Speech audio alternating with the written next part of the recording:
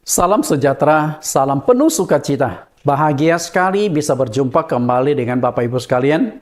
Hari ini saya kembali membahas tentang doktrin, yaitu doktrin baptisan. Karena itu materi ini cocok untuk para hamba-hamba Tuhan, para dosen teologi, para mahasiswa teologi, dan para pengerja-pengerja di gereja. Karena kita ini adalah pelayan Tuhan yang memainkan peran yang sangat penting sebagai pemimpin rohani dalam mengajarkan ajaran-ajaran Alkitab, terutama doktrin baptisan. Supaya kita tidak salah menjalankan, maka tidak ada salahnya Bapak Ibu melakukan studi banding dengan apa yang akan disampaikan pada saat ini. Sebelum kita bahas, kita akan berdoa mohon Tuhan Yesus pimpin kita. Di dalam nama Tuhan Yesus Kristus kami berdoa, terima kasih Tuhan, Engkau siapkan hati kami, terutama para dosen-dosen teologi, pendeta, mahasiswa teologi, dan juga para pengerja di gereja. Supaya ketika kami menjalankan doktrin baptisan, kami tidak salah menjalankannya. Dengan demikian, kami bisa kembali dalam keseluruh kebenaran Alkitab. Kami sadar bahwa iblis tidak senang. Maka iblis akan melakukan berbagai macam cara untuk menyesatkan kami. Dan Engkau juga sudah memperingatkan kami 2000 tahun yang lampau. Di Matius pasal yang ke-18 ayat yang ke-7. Celakalah dunia dengan segala penyesatannya. Memang penyesatan harus ada, tetapi celakalah orang yang mengadakannya. Jangan sampai kami sebagai pelayan-pelayan-Mu, para dosen teologi hamba-hamba Tuhan, salah dan akhirnya kami menjadi orang yang celaka karena salah mengajarkan ajaran baptisan ini. Buka hati pikiran kami sehingga kami memiliki hati seorang murid untuk belajar dan terus belajar supaya kami mengerti dan kami tidak salah dalam mempraktekkannya. Kami siap belajar oleh pimpinan dan tuntunan Roh Kudus dari awal hingga akhir di dalam nama Tuhan Yesus Kristus. Amin. Sebagaimana saya katakan tadi, bahwa tema yang kita kupas pada saat ini adalah doktrin baptisan air. Nah, tema ini kami siarkan melalui jaringan YouTube kami, Bible Teaching Ministry, atau satu lagi adalah Suara Kebenaran GCC. Saya sudah siapkan 10 sesi karena baptisan merupakan hal yang sangat penting, maka harus dijelaskan secara rinci, jelas, lugas, dan tegas supaya kita tidak salah dalam menjalankannya. Nah, ke-10 sesi tersebut adalah sebagai berikut. 10 sesi.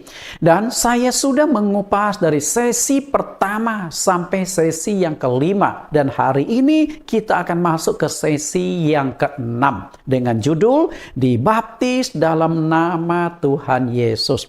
Pak Nathan, lalu bagaimana dengan baptisan dalam nama Bapa, Anak, dan Roh Kudus? Atau baptisan dalam nama Bapa, Anak, dan Roh Kudus, yaitu Yesus Kristus? Oke, kita akan kupas secara tajam di sini. Dan saya yakin kalau Anda ikuti dari awal sampai akhir, pemikiran, pemahaman akan berubah total, dan Anda akan tahu inilah kebenaran. Oke, kita bahas cara baptisan. Setiap pembahasan itu saya mulai dari awal layar ini. Karena inilah skema. Semua denominasi baptisan ada di sini. Apapun gerejamu, sinodemu, semua sudah saya rangkumkan di sini. Tinggal dicomot modelnya seperti apa.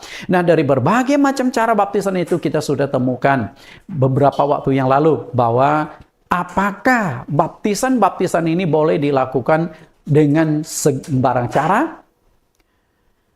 Cara pertama, cara baptisan yang sudah diuraikan adalah baptisan selam, itu lebih alkitabiah. Nah, kemudian tempat baptisan harus dilakukan di sumber air. Sedangkan hari ini gereja-gereja melakukan baptisan kalau nggak di sungai, laut, kolam, dan di kolam sendiri terbagilah ada kolam renang, kolam gereja, dan bak berisi air. Dengan kata lain, tidak ada satupun contoh baptisan yang dilakukan di kolam atau di bak air. Karena itu tidak sesuai dengan prinsip Alkitab. Nah, yang akan kita kupas hari ini adalah bagian ini.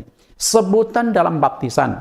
Apakah kita lakukan dalam nama Bapa, Anak, Roh Kudus, atau dalam nama Tuhan Yesus Kristus, ataukah konsep gabungan dalam nama Bapa dan Anak dan Roh Kudus, ya ini Tuhan Yesus Kristus. Mana yang benar? Oke, kita akan masuk ke dalam pembahasan kita.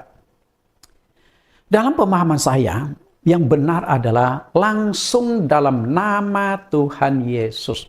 Berarti baptisan yang alkitabiah langsung dalam menyebut dalam nama Tuhan Yesus dibaptis. Oke. Sebutan yang benar dalam baptisan adalah dalam nama Tuhan Yesus.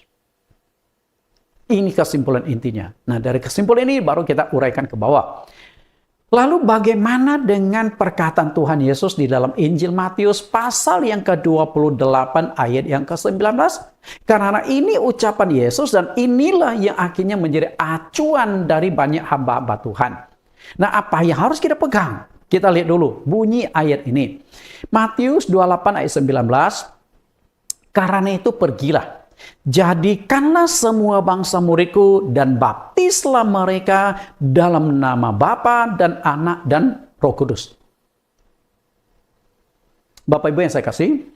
Nah, di sini jelas sekali Yesus perintahkan baptislah mereka dalam nama Bapa dan Anak dan Roh Kudus. Tapi sebelum membahas lebih jauh, saya ingin katakan kepada Anda, di dalam Alkitab tidak ada satu pun bukti contoh baptisan yang pernah dilakukan dalam nama Bapa dan Anak dan Roh Kudus. Tidak ada. Nah, bagaimana masalahnya? Kita lihat, memang dalam Injil Matius pasal yang ke-28 ayat yang ke-19 itu, Tuhan Yesus memberi perintah melakukan baptisan dalam nama Bapa dan Anak dan Roh Kudus. Betul, ada perintahnya. Tetapi perlu diketahui tidak ada satu pun contoh pelaksanaan baptisan yang dilakukan dalam nama Bapa, Anak, Roh Kudus seperti yang diperintahkan oleh Tuhan Yesus.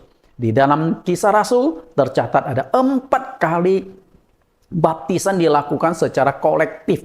Artinya sekelompok orang. Tetapi tidak ada satu pun yang melakukan baptisan dalam nama Bapa, Anak, Roh Kudus. Semua baptisan itu dilakukan dalam nama Tuhan Yesus. Itu yang terjadi. Oke, sekarang kita lihat dasarnya. Ini tempat pelaksanaan baptisan. Di kota mana baptisan dilangsungkan. Lalu penerima baptisan, yaitu calon-calon yang dibaptis. Kemudian yang ketiga, pendeta atau hamba Tuhan yang membaptis. Dan yang terakhir adalah bukti dasar Alkitabnya. Kita lihat. Yang pertama, baptisan dilakukan di kota Yerusalem. Yang dibaptis ada 3.000 orang setelah Roh Kudus diturunkan hari Pentakosta. Yang membaptis 12 rasul dan kemungkinan didukung juga dengan 70 murid. Karena di dalam Kisah Rasul di dalam Lukas pasal yang ke-10 ayat yang pertama, Tuhan Yesus pernah mendidik 70 murid, setelah itu diutus 22. Karena untuk membaptis 3.000 orang dilakukan oleh 12 rasul tidak mudah. Tapi kalau didukung oleh 12 rasul lalu ditambah 70 murid, memungkinkan dalam satu hari membaptis 3.000 orang. Nah, bukti ayatnya Kisah Rasul pasal 2 ayat 38 sampai 41. Di kota Samaria baptisan dilangsungkan. Nah, satu kota dibaptis, satu kota. Dan yang membaptis ini bukan rasul, tapi seorang diaken namanya Filipus. Dia adalah salah satu dari 7 diaken yang diangkat di Yerusalem. Kemudian Kisah Rasul pasal 8, 12 sampai 17. Kemudian di Kaisaria Filipi. Yang dibaptis itu adalah orang Romawi di rumah Cornelius yang Injili. Yang membaptis adalah Rasul Petrus. Kisah Rasul pasal 10. Kemudian Efesus. Di pedalaman Efesus yang dibaptis berjumlah 12 orang, yang membaptis Rasul Paulus. Kisah Rasul 19 ayat 1. Oke, kita akan bukakan ayat itu supaya kita bisa melihat dengan jelas. Oke. Ini yang 3.000 orang yang dibaptis. Kisah Rasul pasal 2 ayat 38, jawab Petrus kepada mereka, bertobatlah dan hendaklah kamu masing-masing memberi dirimu dibaptis dalam nama Yesus Kristus untuk pengampunan dosamu, maka kamu akan menerima karunia Roh Kudus. 3.000 orang yang dibaptis. Tidak ada kata Bapa, Anak, Roh Kudus di sini. Yang kedua, Kisah Rasul pasal 8 ayat 16, sebab Roh Kudus belum turun di atas seorang pun di antara mereka, karena mereka hanya dibaptis dalam nama Tuhan Yesus. Ini adalah satu kota Samaria yang dibaptis oleh diaken Filipus. Tidak ada sebutan Bapa, Anak, Roh Kudus, tapi langsung dalam nama Tuhan Yesus. Lalu, Kisah Rasul 10:48, bangsa Romawi yang dibaptis oleh Petrus di Kaisaria.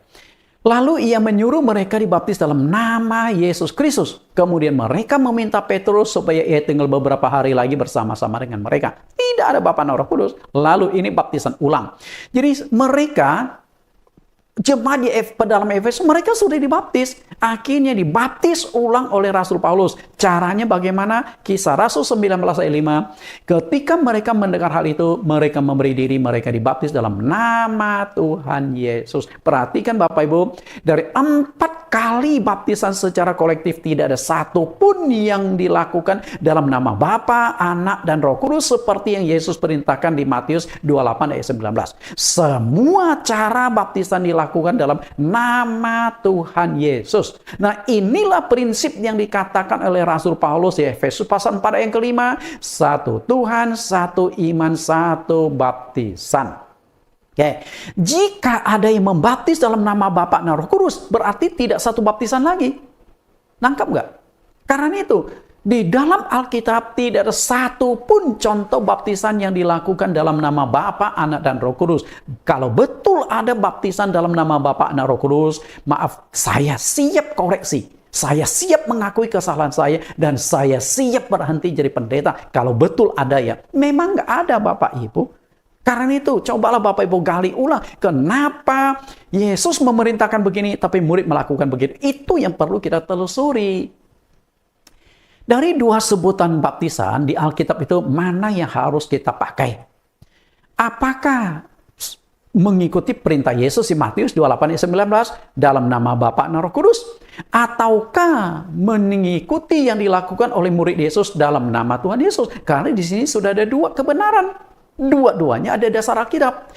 Nah, karena banyak pendeta yang bingung, tidak mengerti, lalu dilakukanlah penggabungan. Dan hasil penggabungannya itu adalah dilakukan dengan menyebut dalam nama Bapa dan Anak dan Roh Kudus, yaitu Tuhan Yesus Kristus. Bapak Ibu. Dan saya ingin katakan kepada Anda, para pendeta yang sudah mempraktekkan konsep itu sekian lama, sekian banyak orang yang dibaptis, tidak ada satupun contoh konsep baptisan yang dilakukan hasil penggabungan dalam nama Bapa dan Anak dan Roh Kudus, yaitu Tuhan Yesus Kristus. Nggak ada.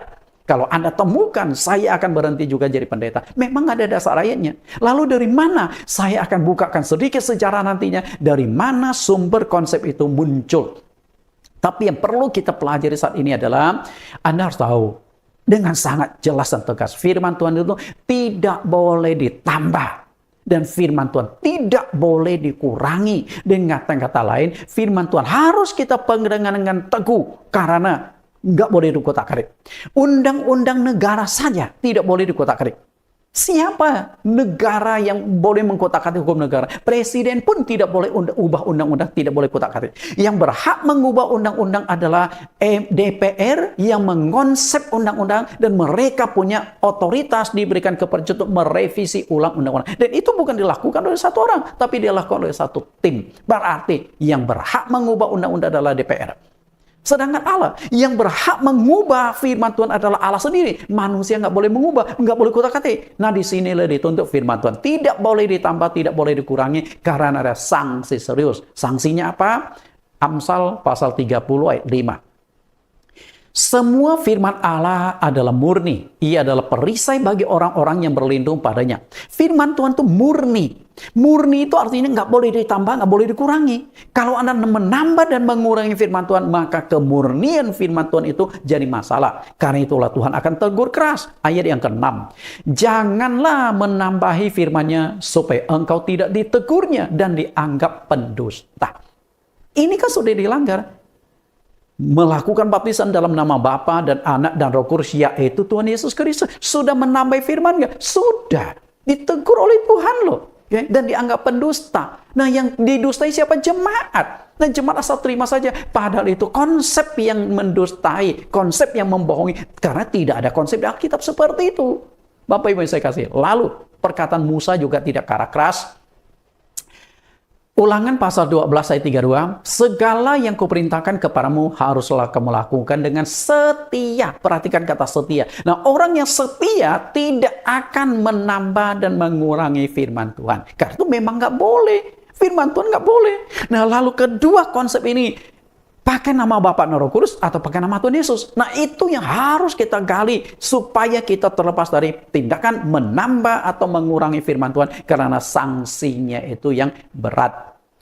Bapak Ibu yang saya kasihi, Perlu diketahui bahwa tidak semua perkataan Tuhan Yesus bisa kita pegang berdasarkan hurufiah atau kita telan berdasarkan teks ayatnya.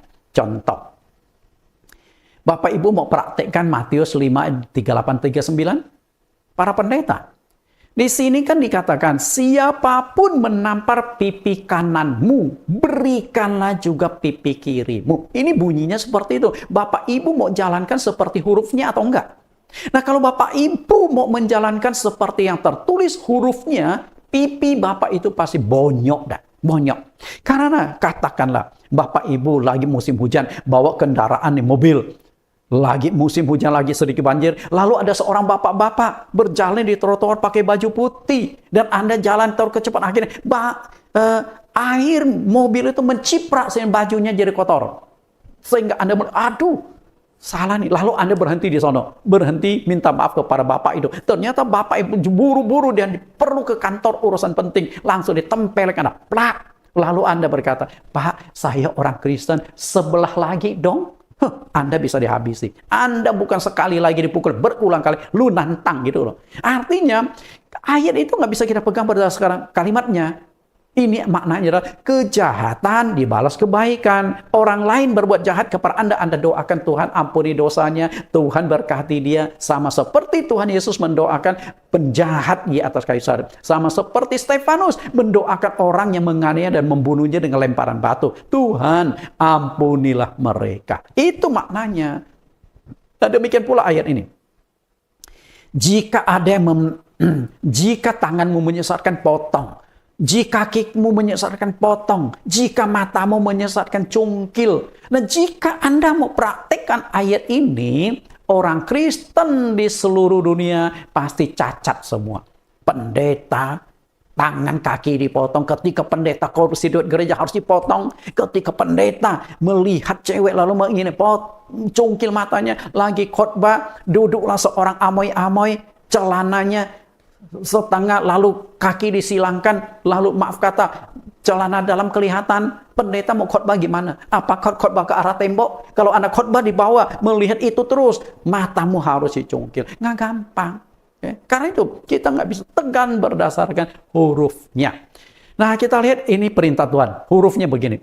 Baptislah mereka dalam nama Bapa, Anak, dan Roh Kudus. Matius 28 ayat 19. Tapi prakteknya yang dijalankan oleh rasul-rasul di Kisah Rasul pasal yang kedua ayat 38 dibaptis dalam nama Yesus Kristus. Nah, inilah dua ayat ini kita harus cari jembatan penghubungnya. Kenapa Tuhan Yesus perintahkan begini tapi pelaksanaannya begitu? Oke. Yang salah itu Tuhan Yesus atau murid-murid. Bapak Ibu yang saya kasih, satu kali saya pernah mengajar di Tibet di sebuah gereja namanya gereja Taman Firdaus. Kebetulan mereka punya sekolah teologi, jadi saya kenal dekat dengan rektornya Pak Andi. Akhirnya satu kali saya tawarkan, mau nggak saya memberikan pengajaran-pengajaran, lalu rektor, oke setuju, lalu dikumpulkan pendeta-pendeta dosen-dosennya dari S1, S2, S3. 3 bulan saya setiap hari Rabu jam 6 sore saya pergi ke tempat memberikan pengajaran. Nah, salah satu pengajaran yang saya berikan di sini adalah tentang baptisan ini. Nah, ketika saya membahas sampai bagian ini, saya bertanya kepada dosen-dosen teologi, Bapak Ibu, Yesus perintahkan baptisan harus dilakukan dalam nama Bapa dan Roh Kudus. Tetapi murid-murid membaptis dalam nama Tuhan Yesus. Yang salah itu siapa? Mereka berkata, yang salah itu murid. Bahkan ada yang berani mengatakan, murid itu tidak taat, nggak taat perintah Tuhan. Okay? Lalu saya tanya, yakin? Nah, lalu saya balik bertanya, oke, berarti Anda sudah mulai meragukan integritas para murid loh, bukan hanya satu murid loh. Banyak murid kan, semua membaptis dalam nama Tuhan Yesus loh. Lalu mereka berkata, iya mereka salah. Lalu saya katakan, Bapak Ibu masih berani nggak pegang kitab perjanjian baru? Mereka bingung. Maksudnya? Itu tulisan murid-murid. Kalau Anda sudah mulai meragukan integritas Petrus, Paulus, Yohanes, mereka yang menulis kitab-kitab dan mereka semua membaptis dalam nama Tuhan Yesus, berarti Anda tidak boleh pegang lagi kitab-kitab perjanjian baru. Mereka bingung. Bapak Ibu yang saya kasih di dalam Tuhan, perhatikan lebih jelas.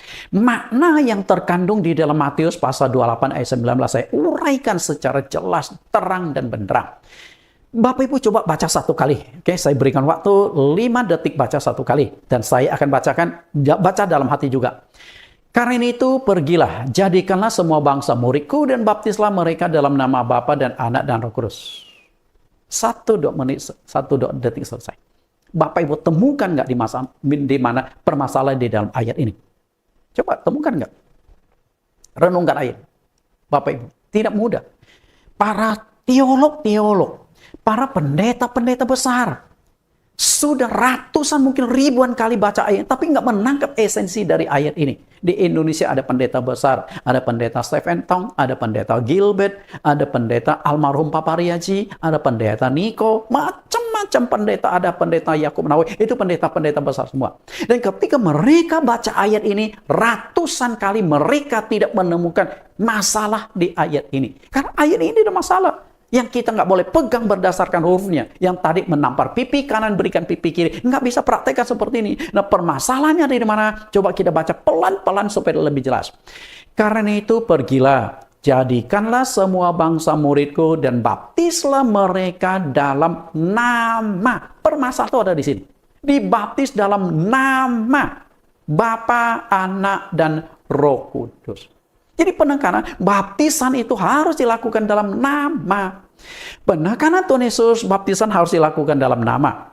Yaitu nama Bapa, nama Anak, dan nama Roh Kudus. Itu makna yang terkandung di dalam ayat ini. Tapi masalahnya adalah siapakah nama dari Bapa, nama dari Anak, dan nama Roh Kudus itu?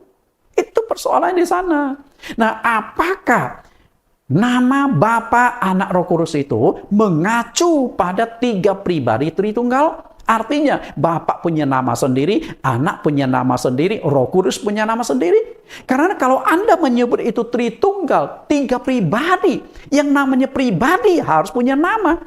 Masa punya pribadi nggak punya nama? Anda panggil oi gitu? Enggak. Kalau itu pribadi berarti harus punya nama. Nah, lalu nama Bapa siapa, nama Anak siapa, nama Roh Kudus siapa, itu Anda harus cari temukan, baru Anda bisa menerapkan baptisan yang dilakukan di Matius 28 ayat 19. Dibaptis dalam nama. Itu masalahnya. Oke, kita lihat lebih jauh lagi. Renungkan. Apakah kata Bapa dan Anak dan Roh Kudus itu nama?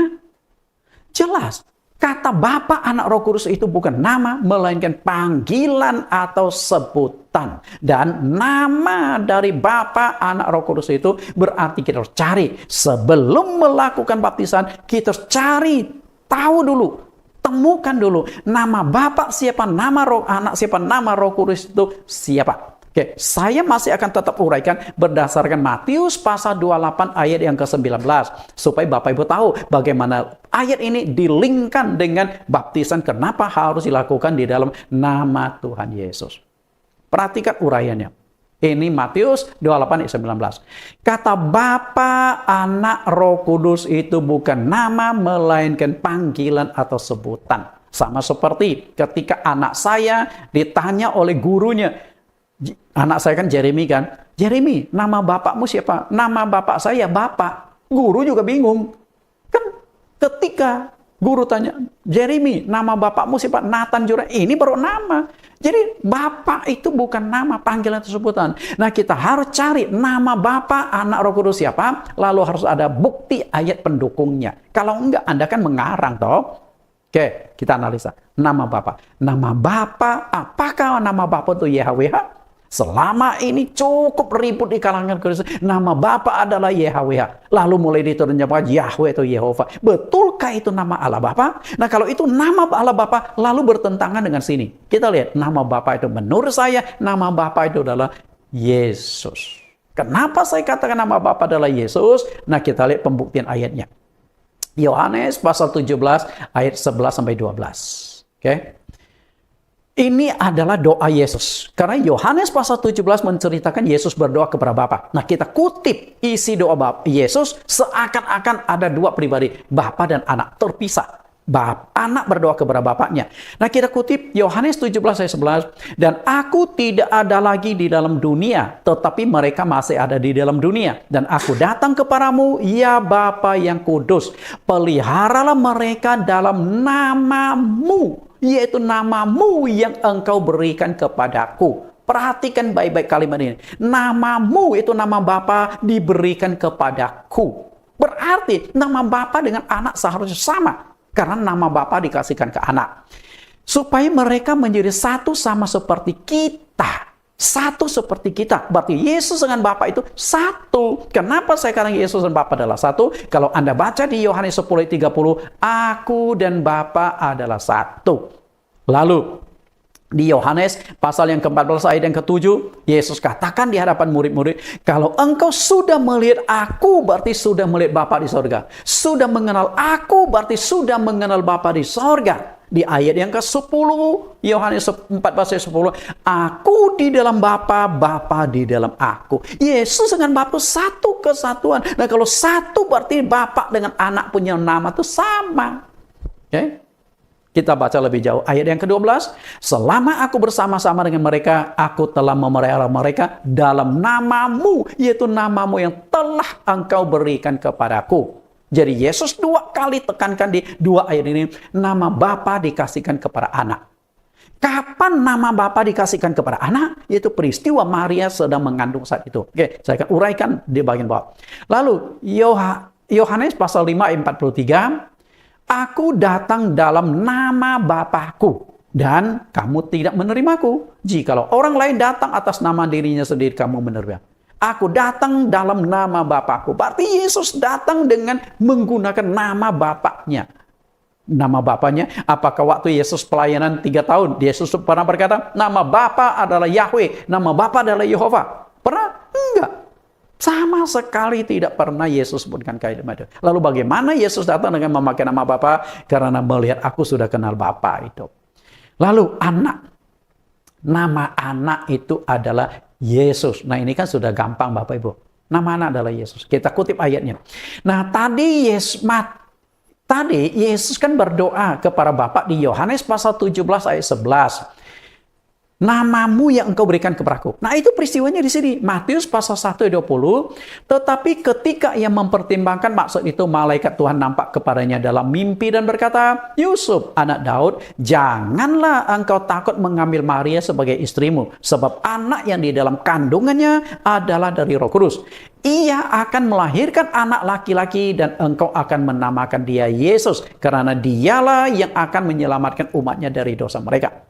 Jadi, nama Bapa dikasihkan ke anak, itu dititipkan lewat malaikat bertemu dengan Yusuf. Karena saat itu Yusuf di dalam kebingungan antara mempertahankan pertunangannya atau menceraikan Maria. Karena Maria sudah mengandung. Waktu Yusuf tanya, siapa yang menghamili engkau? Maria berkata, Roh Kudus, Roh Kudus, Roh Kudus. Yusuf tidak bisa terima. Karena Yusuf telah menggunakan logikanya. Nah, setelah malaikat datang lewat mimpi, Yusuf, jangan takut ambil Maria sebagai istrimu. Karena sesuai dengan pengakuan istrimu, anak yang di dalam kandungannya memang benar dari Roh Kudus. Istrimu akan melahirkan seorang anak laki-laki, kasih nama dia Yesus. Jadi nama Yesus itu bukan dicari oleh Yusuf dan Maria, tapi titipan Bapa lewat malaikat. Berarti nama Bapa diberikan kepada anak, peristiwanya ada di sini. Jadi nama anak Allah itu adalah Yesus Kristus. Nah, kita sudah temukan nih. Nama Bapa Yesus, nama anak Yesus. Nah, tinggal satu, Roh Kudus. Roh Kudus itu bukan nama. Roh Kudus itu adalah sebutan pekerjaan satu pribadi. Nama Roh Kudus itu adalah Yesus.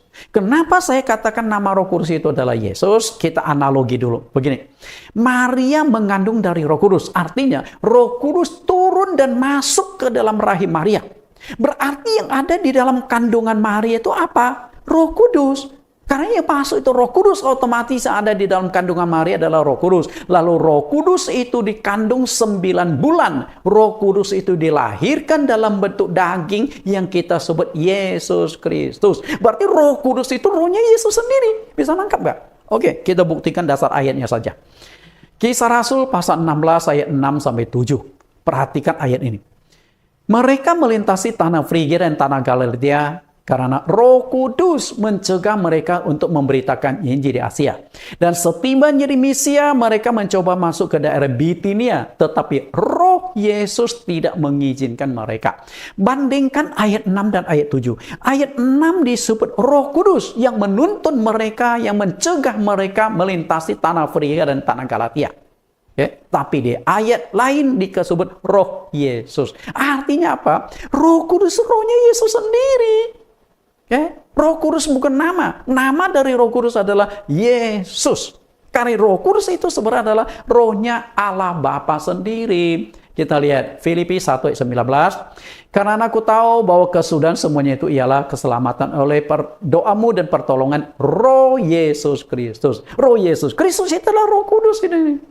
Lalu Roma 8 ayat 9, tetapi kamu tidak hidup dalam daging melainkan dalam roh. Jika memang roh Allah diam di dalam kamu. Tetapi jika orang tidak memiliki roh Kristus, ia bukan milik Kristus. Itu hanya pengulangan. Di atas disebut roh Allah, di bawah disebut roh Kristus. Karena Allah, roh Allah dan roh Kristus sama. Jadi Tritunggal sebenarnya itu satu pribadi yang sama. Bapa, Anak, Roh Kudus. Dan tiganya itu memiliki nama yang sama. Karena itu harus bedakan Bapa, Anak, Roh Kudus dengan Yesus Kristus. Bapa, Anak, dan Roh Kudus ini sebutan. Nama dari sebutan itu adalah Yesus Kristus. Karena itu banyak pendeta tidak bisa membedakan antara nama dengan sebutan. Sedangkan di Matius pasal 28 19 Yesus menekan baptislah mereka dalam nama, bukan baptis dalam sebutan. Harus dibedakan antara sebutan dengan nama. Kemudian salahkah murid-murid Yesus melakukan baptisan langsung dalam nama Tuhan Yesus Kristus? Salah nggak mereka? Tidak. Justru murid-murid ini yang benar. Karena nama dari Bapa, Anak, dan Roh Kudus itu adalah Yesus Kristus. Maka pendeta-pendeta yang melakukan baptisan masih teracu pada Bapa, Anak, Roh Kudus, tidak memahami konsep ini. Sedangkan murid-murid memahami itu jelas. Kita lihat. Kata Bapa, Anak, Roh Kudus bukan nama, melainkan panggilan atau sebutan. Itu sudah fix. Nah, kemudian nama dari Bapa, Anak, Roh Kudus adalah Yesus. Sehingga di Matius 28 ayat 19 Yesus berkata, baptislah mereka dalam nama. Nah, setelah murid-murid mendapatkan perintah Tuhan, lalu mereka analisa. Baptis dalam nama. Oh, berarti penekanan dalam nama. Maka semua tokoh perjanjian baru melakukan baptisan dalam nama Tuhan Yesus. Kita lihat Kisah Rasul pasal 2 ayat 38. Petrus berkata, baptis dalam nama Yesus Kristus. Kemudian Kisah Rasul 8 ayat 16. Filipus dibaptis dalam nama Yesus, Tuhan Yesus. Kemudian Kisah Rasul 10:48. Petrus dibaptis dalam nama Yesus. Kemudian Kisah Rasul 19 ayat 5, Rasul Paulus melakukan baptisan dalam nama Tuhan Yesus. Ini masalahnya. Kalau enggak, kan dua kebenaran berdiri. Harus dalam nama Bapa dan Roh Kudus atau dalam nama Yesus. Tapi setelah kita mendengar uraian ini, seharusnya kita sudah sepakat dan sudah jelas. Baptisan yang benar harus dilakukan dalam nama Tuhan Yesus. Saya uraikan sekali lagi. Matius 28 ayat 19. Karena itu pergilah, jadikanlah semua bangsa muridku dan baptislah mereka dalam nama Bapa dan Anak Roh Kudus. Perhatikan kalimat yang ingin saya tekankan dan buat klip-klip. Baptislah mereka dalam nama. Dalam nama. Lalu nama siapa? Nama Bapa, Anak, dan Roh Kudus. Nah, siapakah nama Bapa, Anak, dan Roh Kudus? Yesus Kristus. Clear. Selesai. Jadi, tidak ada pertentangan antara ucapan Yesus dengan yang dipraktekkan murid-murid. Yesus suruh baptislah mereka dalam namaku. Sedangkan murid-murid, Yesus menyuruh baptislah mereka dalam nama Bapa, Anak, Roh Kudus. Sedangkan murid-murid membaptis dalam nama Tuhan Yesus. Linknya sudah ketemu. Jadi sebenarnya keinginan Yesus begini loh. Baptislah mereka dalam namaku. Selesai. Intinya itu ada di sana. Tapi Yesus kenapa tidak mengatakan kalimat seperti itu sehingga membuat jadi buyar, kita jadi bingung, salah tafsir? Permasalahan begini, Anda harus mengenal sifat dan karakter Yesus. Di Matius 11 ayat 28-29, aku lemah lembut dan rendah hati. Filipi pasal 2 ayat yang ke-6, hendaklah segala pikiran kita seperti Kristus, memiliki memiliki pikiran perasaan dalam Kristus. Pikiran perasaannya apa? Ayat 7 sebenarnya rendah hati, mengambil rupa seorang hamba. Nah, kalau Yesus berkata, baptislah mereka dalam namaku, kesannya itu sombong, tinggi hati, angkuh. Maka Yesus tutup kesombongan itu dengan 3 sebutan Bapa, Anak, Roh Kudus. Nah, murid-muridnya mengerti hati guru mereka, sehingga mereka membaptis dalam nama Tuhan Yesus Kristus. Mengapa baptisan itu harus menggunakan nama, bukan panggil atau sebutan? Permasalahan begini. Tujuan dari baptisan adalah untuk dapat pengampunan dosa. Setuju nggak? Nah, kalau nggak setuju, lihat kembali ayatnya. Lukas 3:3, berilah dirimu dibaptis dan Allah akan mengampuni dosamu. Kisah Rasul 20:16, dibaptis dan dosa-dosamu disucikan sambil bersuara kepada nama Tuhan. Tujuan kita dibaptis adalah dapat pengampunan dosa oleh karena nama Tuhan. Oke? Nah, untuk mendapat pengampunan dosa lewat baptisan, harus bersandarkan kuasa nama. Karena baptisan itu punya kuasa menghapus dosa. Nah, kuasa itu baru muncul ketika nama itu dimunculkan. Ibaratnya begini loh. Ketika seorang presiden punya hak namanya gerasi, artinya memberikan pengampunan kepada terdakwa. Beberapa kali presiden pernah mengeluarkan gerasi. Nah, kalau di gerasi itu kan berarti ada sepucuk surat kan? Lalu di bawah surat itu Presiden Republik Indonesia. Apakah cukup? Nggak cukup. Tapi harus ada namanya Presiden Republik Indonesia. Dalam kurung Joko Widodo. Nah, itu baru nama. Jadi Presiden Republik Indonesia itu sebutan, sama seperti sebutan Bapa, Anak, Roh Kudus. Jokowi itu adalah nama. Setelah ada kata Jokowi, tanda tangan Jokowi, maka gerasi itu terjadi. Sama juga di sini. Kita lihat, kita mengandalkan kuasa nama. Kita lihat 1 Yohanes 2:12. Aku menulis kepada kamu, hai anak-anak, sebab dosamu telah diampuni oleh karena namanya. Bukan sebutan yang mengampuni dosa, tapi nama. Karena nama yang punya otoritas. Kemudian, Kisah Rasul pasal yang ke-10 ayat 43. Tentang dialah semua nabi bersaksi bahwa barang siapa percaya kepadanya, ia akan mendapat pengampunan dosa oleh karena namanya. Jadi dosa kita baru bisa diampuni karena kuasa nama Tuhan Yesus. Bukan sebutannya, karena sebutan belum bisa memunculkan kekuatan atau kuasa itu. Bapak-ibu sekalian, sama halnya ketika Anda mendoakan orang sakit, mengusir setan, kenapa Anda tidak menyebut dalam nama Bapa, Anak, Roh Kudus? Kenapa? Karena Anda tahu itu bukan nama yang tidak bisa menghasilkan kekuatan. Maka ketika Anda berdoa mendoakan orang sakit dalam nama Tuhan Yesus, penyakitmu sembuh. Ketika usir setan dalam nama Yesus, setan keluar. Enggak pakai nama Bapa, Roh Kudus. Dan memang terbukti di Alkitab, nama Yesus bisa menaklukkan roh-roh jahat. Karena ada kekuatan di balik nama itu. Nama itu, kuasa itu disalurkan lewat nama. Lukas 10 ayat 17. Kemudian ke-70 murid itu kembali dengan gembira dan berkata, Tuhan, juga setan-setan takluk kepada kami demi namamu. Setan-setan takluk kepada kami demi nama Yesus Kristus. Itu pengalaman. Jadi bukan Bapa, Anak, Roh Kudus, tapi nama. Karena Bapa, Anak, Roh Kudus bukan nama, Yesus baru nama, baru ada otoritas, ada kuasa yang keluar dari nama itu. Kita lihat kembali di sebutan. Konsep Alkitab itu ada dalam nama Bapa, Anak, Roh Kudus dan dalam nama Tuhan Yesus. Dua-dua ada dasar Alkitab, dan setelah kita mengerti, yang kita pakai adalah dalam nama Yesus Kristus. Nah, ini konsep manusia. Konsep manusia adalah dalam nama Bapa dan Anak dan Roh Kudus, yaitu Tuhan Yesus Kristus. Itu konsep manusia, karena nggak ada di Alkitab.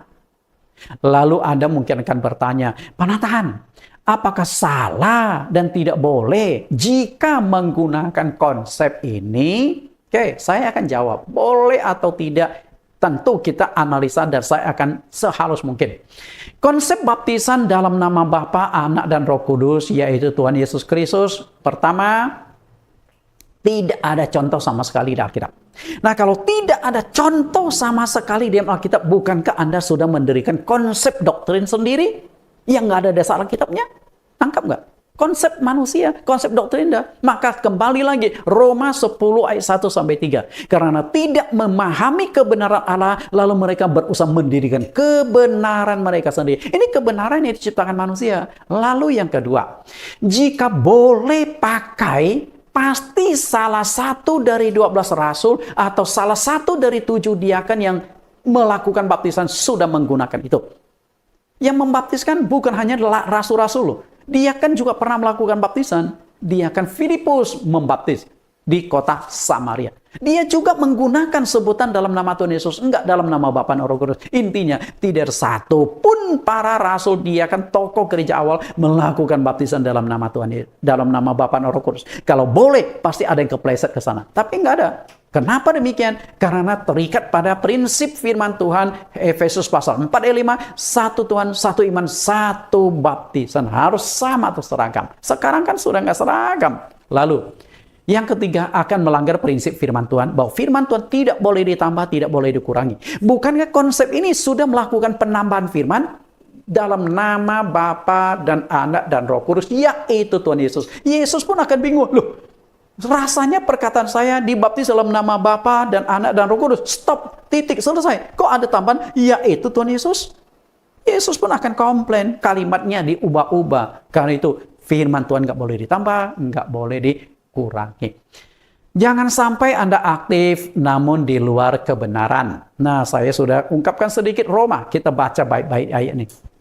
Roma 10 ayat 1-3. Saudara-saudara, keinginan hatiku dan doaku kepada Tuhan ialah supaya mereka diselamatkan. Berarti keselamatan orang di ayat 1 ini terancam. Padahal di ayat yang kedua, mereka sangat-sangat giat untuk Allah. Berani korban ini, korban itu untuk Allah. Tapi mereka nggak selamat. Kenapa mereka nggak selamat? Permasalahan itu ada di ayat yang ketiga. Penyebabnya itu ada di ayat yang ketiga. Apa penyebabnya? Mereka mendirikan kebenaran mereka sendiri. Artinya, mendirikan doktrin sendiri. Nah, mendirikan doktrin sendiri, konsep gabungan dalam nama Bapa dan Anak dan Roh Kudus, yaitu Tuhan Yesus Kristus, itu nggak ada di Alkitab.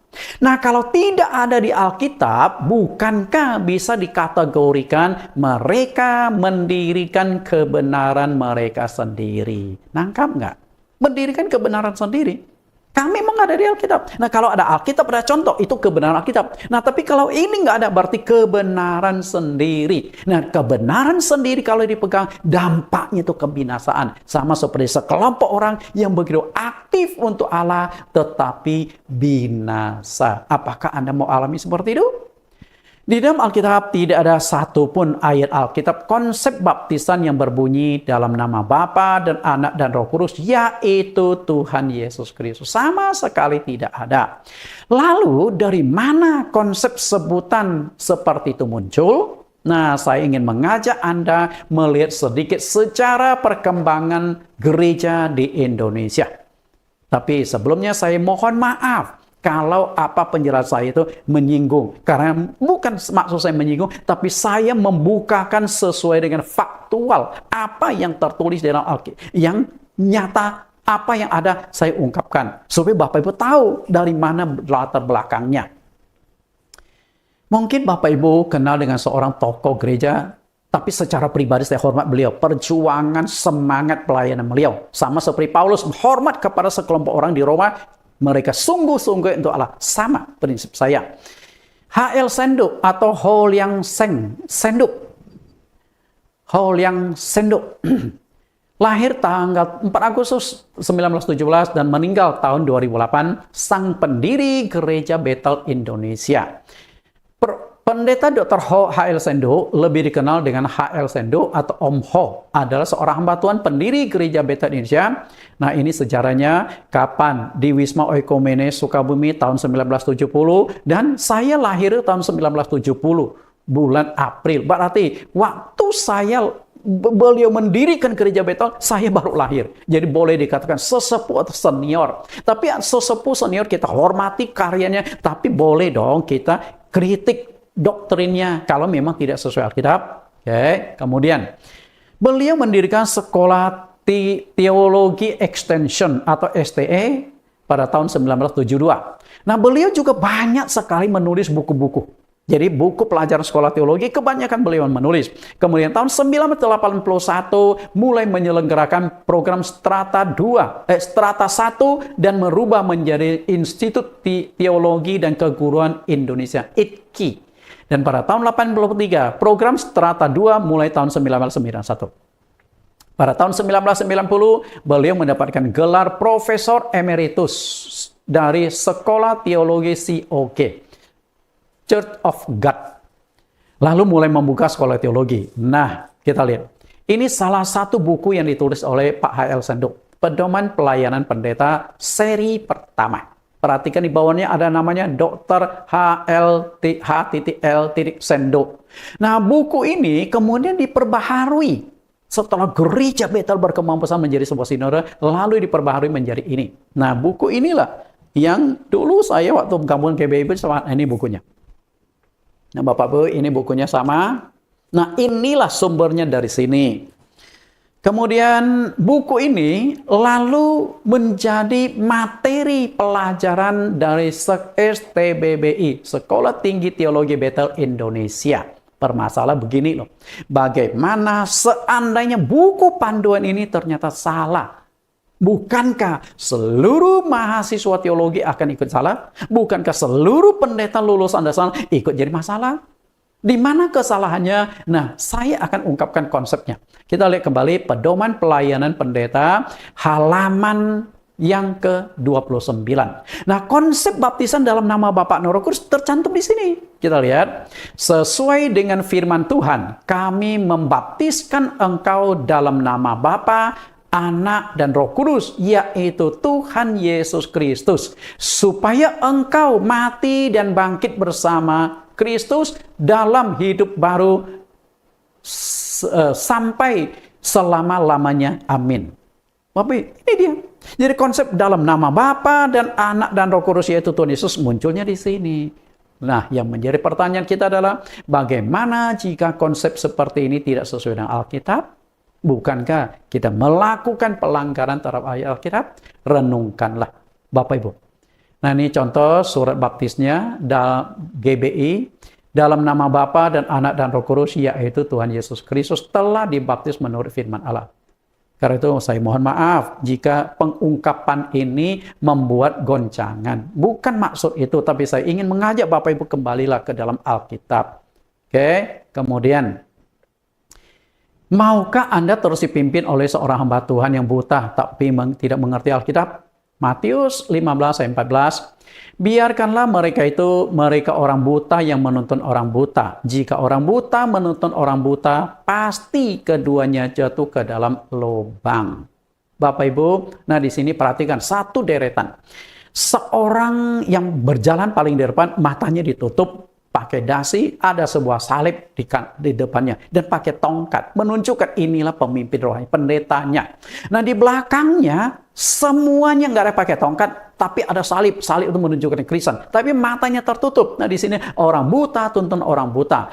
Nah di depan mereka ada sebuah lubang. Lubang itu menunjukkan kebinasaan atau neraka. Ketika yang pertama masuk ke dalam lubang, yang kedua dan ketiga ikut masuk lubang nggak? Masuk.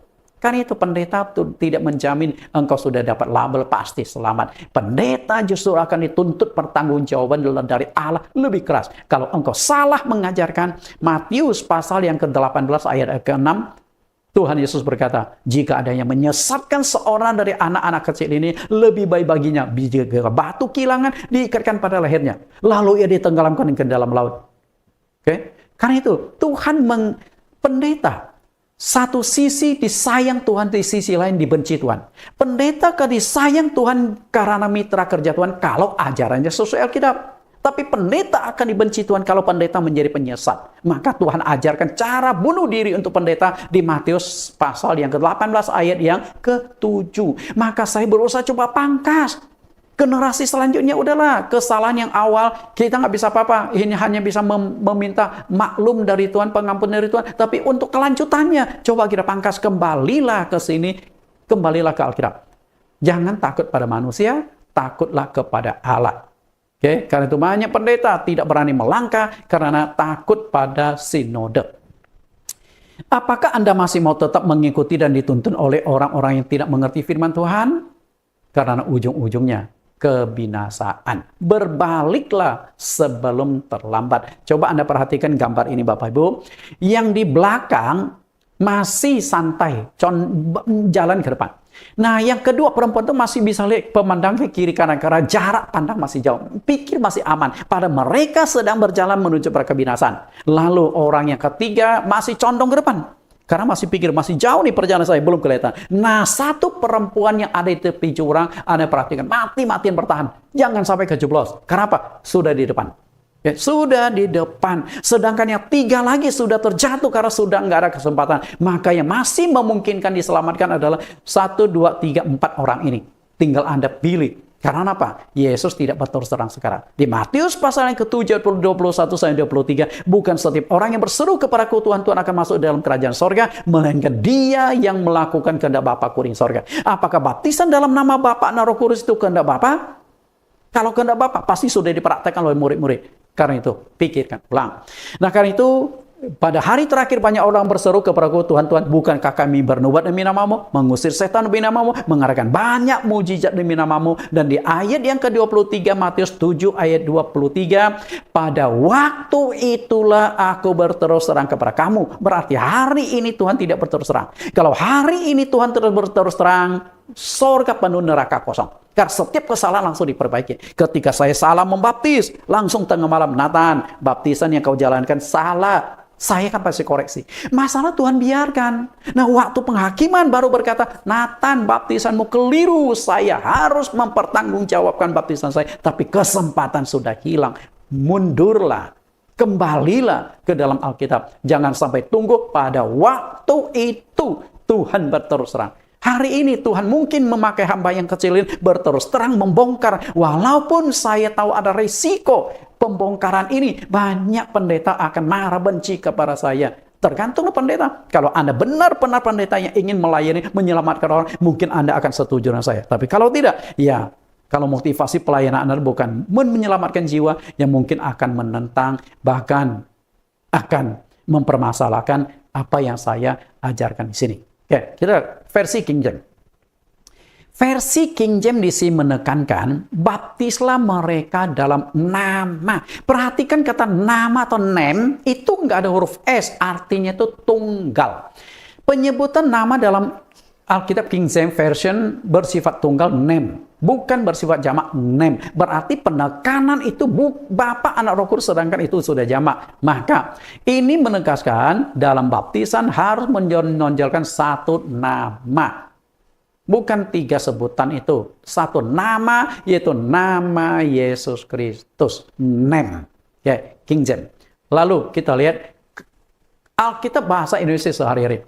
Sebab itu pergilah kepada segala bangsa di seluruh dunia, jadikanlah mereka pengikut-pengikutku, dan baptiskan mereka dengan menyebut nama Bapa dan Anak dan Roh Kudus. Perhatikan, menyebut nama.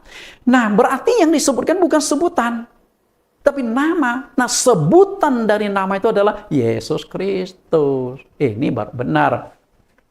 Karena nama itu mewakili otoritas orang itu. Nama di atas segala nama, nama yang penuh dengan kuasa. Nah, sebagai kesimpulan layar-layar terakhir kita lihat. Karena itu pada waktu baptisan dilangsungkan, nama Tuhan Yesuslah yang harus ditonjolkan. Tadi saya sudah jelaskan cukup panjang, tujuan kita dibaptis adalah untuk dapat pengampunan dosa, betul? Nah, kita lihat kalimat ini baik-baik. Kisah Rasul pasal 20 ayat 16, dan sekarang mengapa engkau masih ragu-ragu? Bangunlah, berilah dirimu dibaptis dan dosa-dosamu disucikan sambil berseru kepada nama Tuhan. Perhatikan, dibaptis. Tujuan dibaptis untuk apa? Supaya dosa-dosa kita diampuni. Okay? Nah, waktu baptisan dilangsungkan harus berseru kepada nama Tuhan. Ingat ya, waktu baptisan dilangsungkan, nama Tuhan yang harus diserukan, bukan sebutannya. Bapa, Anak, Roh Kudus sebutan. Dan nama Tuhanmu siapa? Okay? Nama Tuhanmu siapa? Yesus Kristus. Berarti baptisan dilakukan dalam nama Yesus Kristus. Selesai layar ini. Oke, kita lihat kembali. Inilah konsep baptisan yang benar, itu baptisan selam. Kemudian tempat baptisan yang dilakukan bukan di kolam, bukan di bak air, bukan di kolam gereja, tapi dilakukan di sumber air. Nah, kemudian sebutan dalam baptisan dilakukan dalam nama Tuhan Yesus. Nah, pelajaran yang selanjutnya, waktu baptisan, apakah diselamkan menunduk ke depan, atau ke belakang, atau ke kiri, atau ke kanan. Akan kita bahas pada pertemuan yang akan datang. Tuhan Yesus memberkati. Nah, Bapak Ibu, kalau ingin lebih tahu tentang sekretariat gereja GCC, ada sesuatu yang mau ditanyakan, disampaikan, nah bisa menghubungi email ini dan juga alamat ini. Tuhan Yesus berkati. Sampai bertemu pada sesi yang ke-7. Kita berdoa. Di dalam nama Tuhan Yesus Kristus kami berdoa. Terima kasih Tuhan. Pada sesi yang ke-6 kami sudah mengupas, sudah disingkapkan bahwa baptisan yang alkitabiah harus dilakukan di dalam nama Yesus Kristus. Nama di atas segala nama, nama yang berkuasa untuk memberikan pengampunan dosa. Karena tujuan kami dibaptis adalah mendapatkan pengampunan dosa. Semoga apa yang sudah hamba-Mu kupas, Tuhan pakai media ini, YouTube ini, untuk semakin mencerahkan banyak orang, terutama para hamba-hamba Tuhan, para dosen-dosen teologi, mahasiswa-mahasiswa teologi, dan para pengerja, supaya ketika kami mempraktekkan firman Tuhan, tidak salah dalam prakteknya, sehingga bertentangan dengan Alkitab. Kami serahkan sepenuhnya para hamba-hamba Tuhan yang rendah hati, yang sedang mencari kebenaran, dan Tuhan tuntun mereka temukan kebenaran ini. Dan siapapun yang menonton video ini, semoga mereka digerakkan oleh Tuhan menyebarkan video ini sebanyak-banyaknya, agar semakin banyak dicerahkan dan memotong kesalahan itu, supaya kami kembali ke jalur kebenaran firman Tuhan. Terima kasih Tuhan. Di dalam nama Tuhan Yesus, kami telah berdoa dan mengucap syukur. Amin. Sampai bertemu di sesi yang ke-7 yang tidak kalah menarik. Kita dibaptis, apakah posisi menunduk ke depan atau ke belakang? Oke? Tuhan Yesus berkati.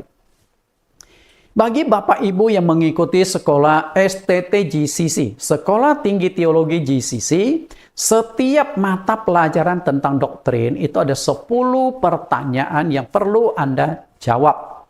Nah, ini adalah pertanyaan pelajaran yang ke-6.